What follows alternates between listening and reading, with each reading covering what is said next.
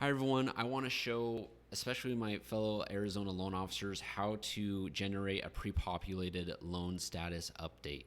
The first thing you want to do is go in the top right corner and go to company settings. That's the screen we're in right now. On the far left, you'll see the forms list, and Arive has the state-specific forms up in this area. We're going to click on state-specific, and what you'll do is if you open the form, Arive has like a generic version that you can fill out. It takes forever. So we're going to pre-populate it. So what you would do is make a clone of it. And I'm not going to do that. I've already gone through this process, so I'm going to save you a lot of time by showing you exactly what I did. So, whoa. Let's back up here. Let me go to this. In the bottom right, my beautiful body's in front of it. There's an edit screen. So we're going to, let me zoom out a little bit. The nice thing about this, the LSU, is this front page looks just like the pre-qualification. And so, yeah, you can pre-populate the pre-qualification. The big thing is there's these fields on the left. Dynamic means it will switch per loan file. Borrower fillable means the borrower can fill it out. That's good for like letters of explanation stuff. Doesn't really apply to an LSU or a pre-qual. And then text non-editable, if like you say the same thing always during things, it might make sense. Let's see. And then the other big ones, checkbox, just making it so you can click something or not.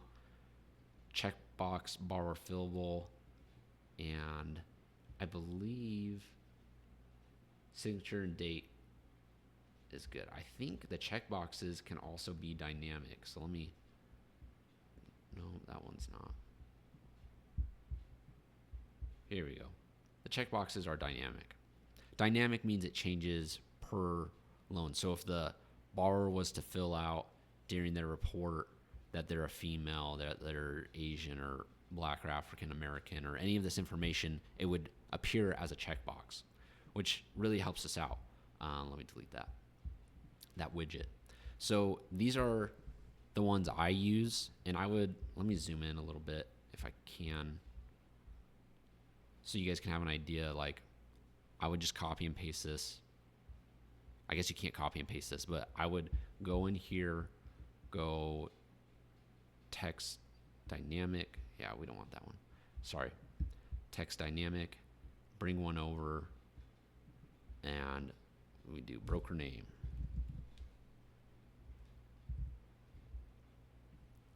Boom.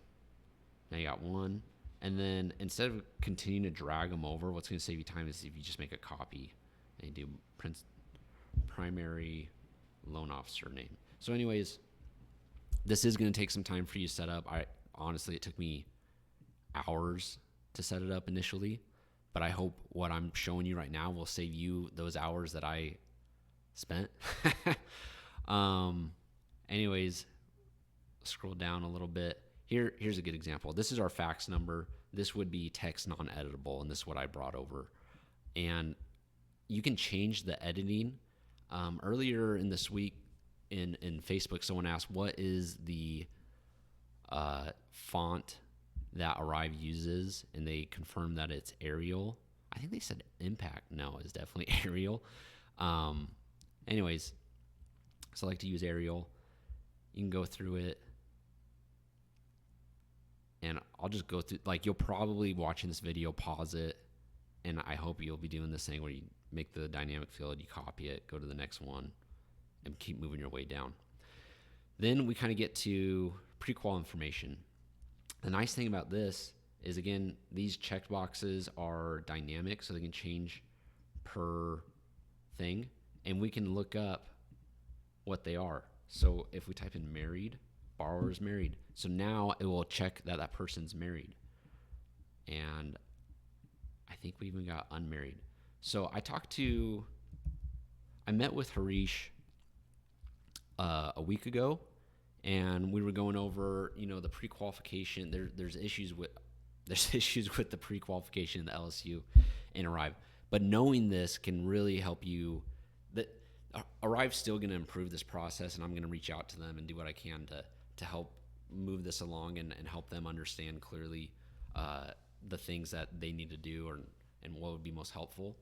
Like specifically, if we could save these things as we update the LSU, because this information doesn't change as we update it for the most part. So, save the redundancy. There's also these dynamic fields. There's a lot in here. They don't all exist though. Yeah, like this one. What is this one? Borrower is not relying on sale or lease, on the sale or lease of a property to qualify this loan. They're not selling the home to qualify. So there's like no answer for that one. What do I have for here? Yeah, same thing. So some of these are you're going to just have to click your way through them. A lot of them you're not though. Okay, down payment assistance, I don't think there's anyone for that. But like conventional is a conventional loan. Great. FHA, VA, USDA. I don't think there's an other. I don't think there's like a, sorry about that. Like non-QM option on there. So Arive will probably have to expand that to like completely fill all of these for us. For the most part, all of these are dynamic fields. Yeah. So, which is great. Again, I really hope this saves you guys a lot of time. It saved me and our company a lot of time. I know it's going to save you a lot of time. So I hope you set this up, because it does take time to set this up. But I hope my video shows you, kind of gives you a better idea of how it looks. And anyways, you'll go through here. A lot of this lower stuff, this part that I'm circling and this part don't have dynamic fields. You can't look up, W-2. Do we have a W-2 in? Do we have a pay stub in? Stuff like that. A little more difficult. Additional comments, I always like to do additional comments. I use the non-editable text from there. If you wanted your borrower's signatures on here on the LSU, what you would do is bring this over, and you want to make sure you have the right color. So in this top right corner, you'll see this is the signature for the borrower. Copy this, and the purple one you would do for co-borrower, if you want to include that.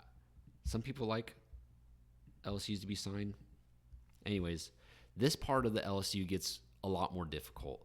Most of these for me are just they're just check boxes that I can click. But let's see, not all. Okay, what's this one? Is application date TRID? Do we have TRID? So lender received the contract and all addenda. Yeah, I would say we have TRID at that point. So like, it's not saying do you have TRID covered. It kind of is, it kind of isn't. So there's some discrepancies in here for sure. And this is where you guys can copy me. Don't make any legal thing about this. I'm not saying what I have here is perfect. I've done my best, and I hope this points you guys in the right direction. Intent to proceed. Okay, that one's pretty obvious. Signed in 1003. To me, that's your intent to proceed. So again, you're using some I don't know, common sense through this kind of stuff. CD, definitely, I think there's one for the CD. So that is how to, I'm going to have to go through here. CD. Closing. Yeah. So there's not like a CD one.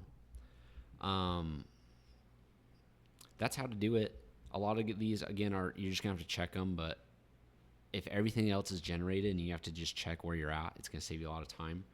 You'll want to throw in your own signature. And now that you've saved and created this form for your company, it's now available for everyone in your company. So what you would do, let me show you an example.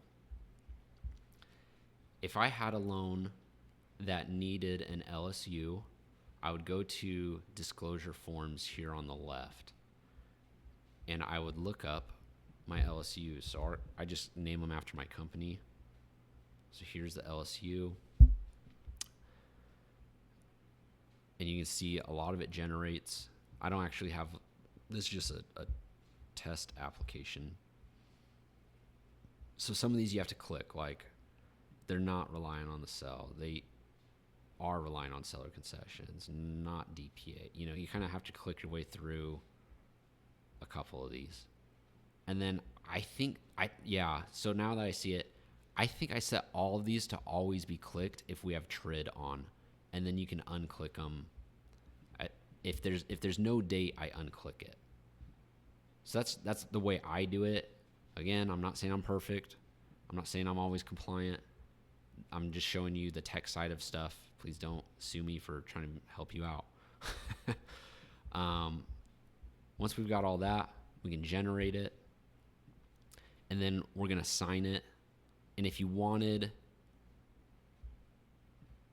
the borrowers to sign it, you would have to set up the e-sign for them. Well, let me show you what that looks like now that we're here. Setting up e-sign, it's going to force me to drag the signatures over. I showed you guys how to do that before, so I'm not going to do that. But just if I was signing it myself, I've already set up my e-sign, so it's not going to make me drag over. You see that? And then the cool thing is I've already set it up for myself. I like to do save only. There's no point in sending myself an email. And I've created a need. So I go to client needs and it's getting signatures. And look, it's not sent, right? But that's me. And I would click on sign document and start signing. And boom, there we go. Now you've got an LSU. It took 5 minutes. Normally it takes 10 minutes. Okay, so maybe 1 minute. I don't know. Harish, we're going to talk about this. Why can't I send this out to anyone? It's really frustrating. Why even have... Come on. Anyways, that's going to wrap up this video. I hope that was helpful. If you like that kind of video, I post a lot of helpful videos on how to use Arive more efficiently in my Facebook group. And I also have a course that will... my big thing is, are we built to scale? And it will help you streamline your loan application. It will help you streamline your loans in process. I teach you how to set up your Zaps with Arive, and so then you can start connecting your CRM, and then you can start doing a lot of fun stuff. I do have a course on that, and I believe I have a discount. I think it's summer 24, summer all caps 24 or 2024. It's one of those two. It'll save you $50. So it's $200 for now. I think August 1st it goes up to $250 again. But anyways, I hope this helps you out, and yeah, there you go.